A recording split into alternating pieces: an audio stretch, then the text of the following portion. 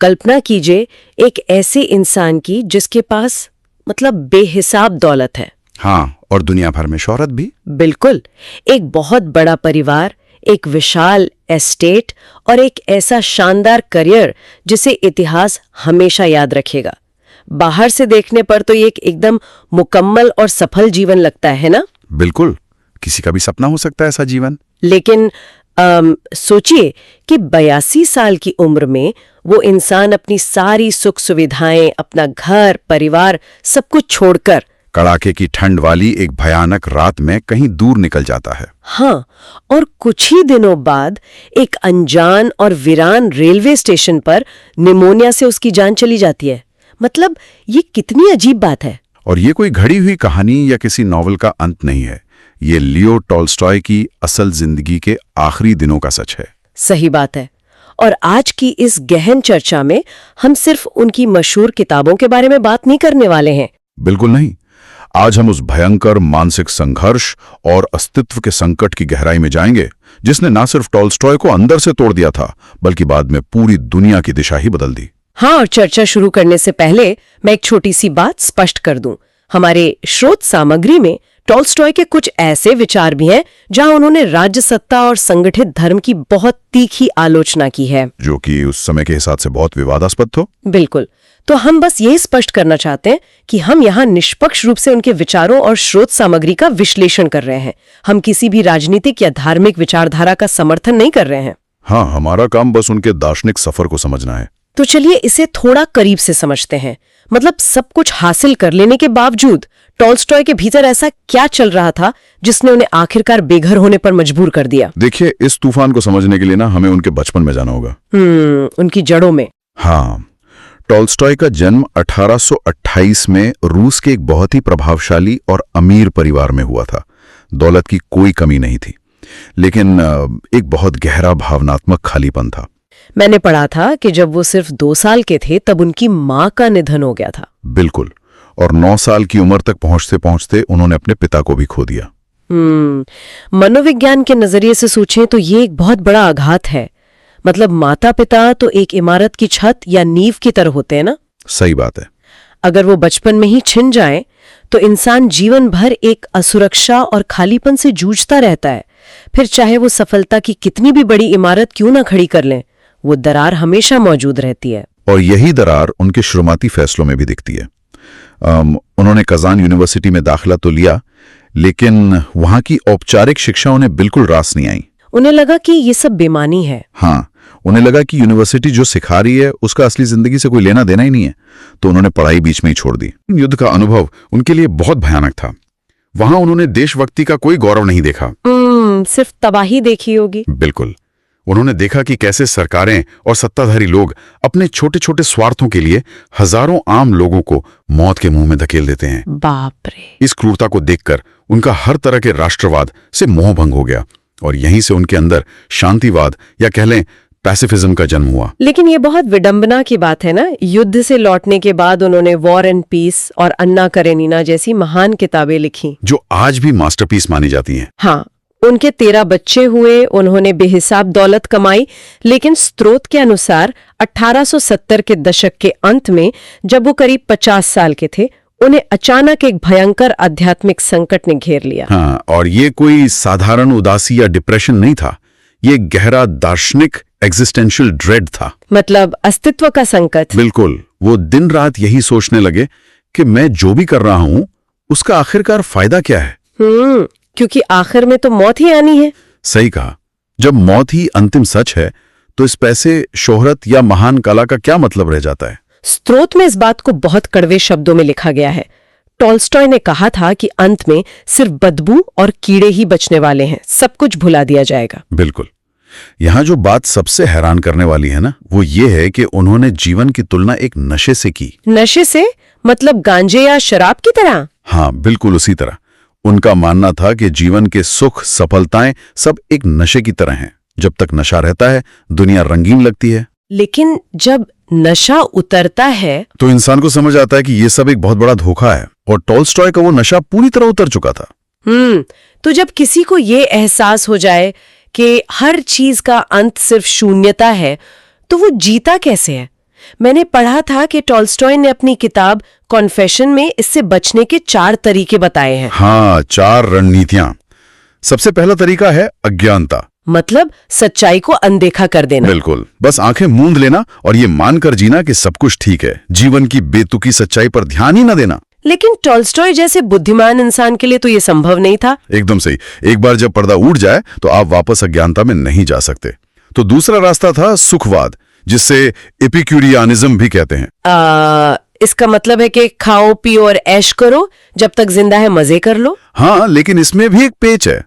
अगर आपके दिमाग में लगातार ये चल रहा है कि कल सब कुछ खत्म होने वाला है, तो कोई भी सुख आपको खुशी नहीं दे सकता। जैसे मौत की सजा पाए कैदी को आप कितना भी अच्छा खाना दे दें, उसे स्वाद नहीं आएगा। बहुत सटीक उदाहरण है। तो इसलिए टॉल्स्टॉय ने तीसरे तरीके की बात की, जिसे उन्होंने ताकत कहा। ताकत किस संदर्भ में? उनके अनुसार जब आपको पता है कि जीवन एक बेतुका मजाक है, तो उस मजाक को खुद ही खत्म कर देना, यानी खुदकुशी कर लेना, एक मजबूत और तार्किक कदम है। रुकिए, क्या खुद को खत्म कर लेना सच में ताकत है? क्योंकि स्रोत में ही एक जगह एल्बर्ट कामू का जिक्र है, और कामू तो इसे बिल्कुल उलट मानते थे। हाँ, कामू ने इसे कमजोरी कहा है। बिल्कुल, कामू का तर्क था कि जीवन की अर्थहीनता को जानते हुए भी हर दिन उसे जीना, बिना किसी उम्मीद के सामना करना असली विद्रोह है। आत्महत्या तो घुटने टेकने जैसा है। ये दर्शन शास्त्र की एक बहुत बड़ी बहस है, लेकिन दिलचस्प बात यह है कि टॉल्स्टॉय खुद को ताकतवर नहीं मानते थे। उन्होंने चौथा रास्ता चुना। अच्छा, चौथा रास्ता क्या था? कमजोरी। मतलब वो खुद को कमजोर मानते थे। हाँ, ये जानते हुए भी कि जीवन अर्थहीन है, बस यूं ही घिसटते रहना और किसी चमत्कार का इंतजार करना। टॉल्स्टॉय इसी स्थिति में फंस गए थे। वो बंदूकों और रस्सियों को खुद से दूर रखने लगे थे। बाप रे, कहीं वो किसी कमजोर पल में अपनी ही जान न ले लें। बिल्कुल, ये वो समय था जब उनका सारा तर्क और लॉजिक फेल हो चुका था। तर्क तो सिर्फ जन्म और मृत्यु के बीच की भौतिक चीजों को नाप सकता है। लेकिन इंसान को जीने के लिए एक मतलब चाहिए जो शाश्वत हो। तो इस सब का आखिर मतलब क्या है? वो इस संकट से बाहर कैसे निकले? यहीं से उनके जीवन में विश्वास यानी फेथ की एंट्री होती है। उन्हें समझ आ गया था कि तर्क ने उन्हें सिर्फ निराशा दी है। फेथ ही वो चीज है जो सीमित इंसान को असीमित अर्थ से जोड़ सकती है। टॉल्स्टॉय ने फेथ को परिभाषित भी किया था ना, कि विश्वास उन चीजों का सबूत है जिन्हें देखा नहीं जा सकता। हाँ, लेकिन यहाँ एक बहुत अहम बात है। जब वो विश्वास या धर्म की बात कर रहे थे, तो वो किसी चर्च या मंदिर की बात नहीं कर रहे थे। हाँ, मैंने स्रोत में देखा कि उन्होंने संगठित धर्म को पूरी तरह नकार दिया था। बिल्कुल, उनका मानना था कि चर्च और राज्य सत्ता आपस में मिलकर भ्रष्टाचार कर रहे हैं। सत्ता युद्ध लड़ रही है, लोगों को मार रही है, और चर्च उसे सही ठहरा रहा है। तो उन्होंने क्या विकल्प चुना? उन्होंने क्रिश्चियन अनार्किज्म को अपनाया। Christian anarchism? अनार्किज्म मतलब तो अराजकता होता है ना? यहाँ इसका मतलब हिंसा या अव्यवस्था नहीं है। इसका मतलब है मानव निर्मित सत्ताओं जैसे सरकार या अदालत की वैधता को न मानना। उन्होंने सिर्फ जीसस के सरमन ऑन द माउंट की शिक्षाओं पर ध्यान दिया, जो पूरी तरह से प्यार और अहिंसा पर आधारित थी। बिल्कुल। और मुझे सबसे कमाल की बात यह लगती है कि वो सिर्फ अपने कमरे में बैठकर किताबें नहीं लिख रहे थे। उन्होंने इन सिद्धांतों को अपनी असल जिंदगी में उतारने का फैसला किया। हाँ, और कला को लेकर भी उनके विचार पूरी तरह बदल गए। कला के लिए कला का विचार उन्हें बकवास लगने लगा। मतलब कला सिर्फ अमीरों के मनोरंजन के लिए नहीं होनी चाहिए। सही कहा। उनका मानना था कि कला का एक नैतिक उद्देश्य होना चाहिए जो एक आम मजदूर या किसान को भी समझ आए। और अपनी निजी जिंदगी में उन्होंने जो किया वो तो और भी हैरान करने वाला था। उन्होंने अपनी सारी संपत्ति और किताबों के कॉपीराइट्स दान करने का फैसला कर लिया। हाँ, वो निजी संपत्ति को एक नैतिक अपराध मानने लगे थे। मुझे स्रोत का वो किस्सा याद आ रहा है। एक शाम वो टहलने निकले थे। हाँ, वो जूते वाला किस्सा। बिल्कुल। कड़ाके की ठंड में उन्होंने गरीब आदमी को नंगे पैर देखा, तो टॉल्स्टॉय ने बिना कुछ सोचे अपने जूते उतारे, उस गरीब को पहनाए और खुद नंगे पैर घर लौट आए। सिर्फ इतना ही नहीं, वो फटे और साधारण कपड़े पहनते थे, खेतों में मजदूरों के साथ काम करते थे, और यहाँ तक कि मोची का काम सीखकर अपने जूते खुद सिलने लगे थे। इससे एक बहुत अहम सवाल खड़ा होता है। दुनिया को जोड़ने और समानता लाने की इस चाह में क्या उन्होंने अपने ही परिवार को नहीं तोड़ दिया? बिल्कुल। उनकी पत्नी सोफिया के साथ उनके भयंकर झगड़े शुरू हो गए। और सोफिया अपनी जगह बिल्कुल सही थी। उनके कई बच्चे थे, अगर टॉल्स्टॉय सब कुछ दान कर देते तो उनका परिवार क्या खाता? हाँ, यही तो सबसे बड़ा विरोधाभास था। एक पति और पिता के रूप में उनकी जो जिम्मेदारी थी वो उनके आदर्शों से टकरा रही थी। ये सच में एक नैतिक दुविधा है। एक तरफ आप पूरी दुनिया से प्यार करना चाहते हैं और दूसरी तरफ आप अपनी ही परिवार को सड़क पर ला रहे हैं। हाँ, और ये निजी उथल-पुथल उनके जीवन भर रही।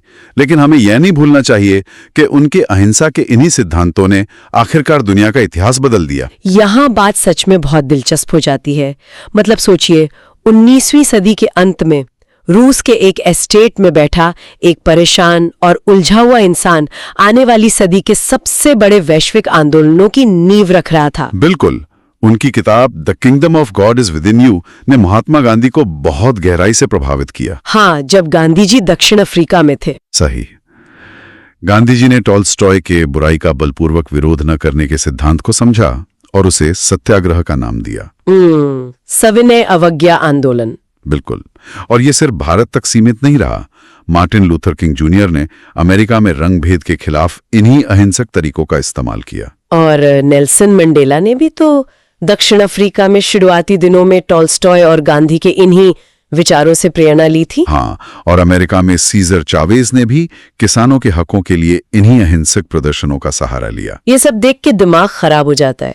एक ऐसा इंसान जो अपने घर में शांति नहीं ला सका, उसने दुनिया के करोड़ों लोगों को न्याय के लिए लड़ने का रास्ता दिखाया। विचार कभी मरते नहीं हैं, वे बस सफर करते हैं। बिल्कुल। लेकिन आखिरकार 1910 में पारिवारिक कलह से पूरी तरह टूट चुके टॉल्स्टॉय ने घर छोड़ने का फैसला किया। 82 साल की उम्र में। हाँ, वो रात के अंधेरे में निकल गए और उसी भयानक ठंड में एक छोटे से रेलवे स्टेशन पर निमोनिया से उनका दुखद अंत हुआ। अगर हम इसे बड़ी तस्वीर से जोड़कर देखें तो टॉल्स्टॉय ने जीवन भर उस खाई को पाटने की कोशिश की जो अमीरों और गरीबों के बीच थी। वो खुद एक आम आदमी की तरह दुनिया से विदा हुए। सही बात है। टॉल्स्टॉय ने जीवन का परम सत्य और शांति खोजने के लिए अपनी पूरी बसी बसाई जिंदगी, परिवार, शोहरत सब दांव पर लगा दिया और अंत में अकेलेपन में जान दे दी। ये एक बहुत बड़ी कीमत थी। बिल्कुल। और इसी के साथ हम एक बहुत गहरे सवाल पर पहुंचते हैं। सोचने वाली बात यह है कि क्या पूर्ण सत्य की खोज कोई ऐसी दवा है जो हमारी आत्मा को आजाद करती है, या यह एक ऐसी आग है जो उस हर चीज को जलाकर खाक कर देती है जिसे हम प्यार करते हैं? बहुत ही गहरा सवाल है ये। बिल्कुल। और इसी विचार के साथ हम आज की इस गहन चर्चा को यहीं समाप्त करते हैं।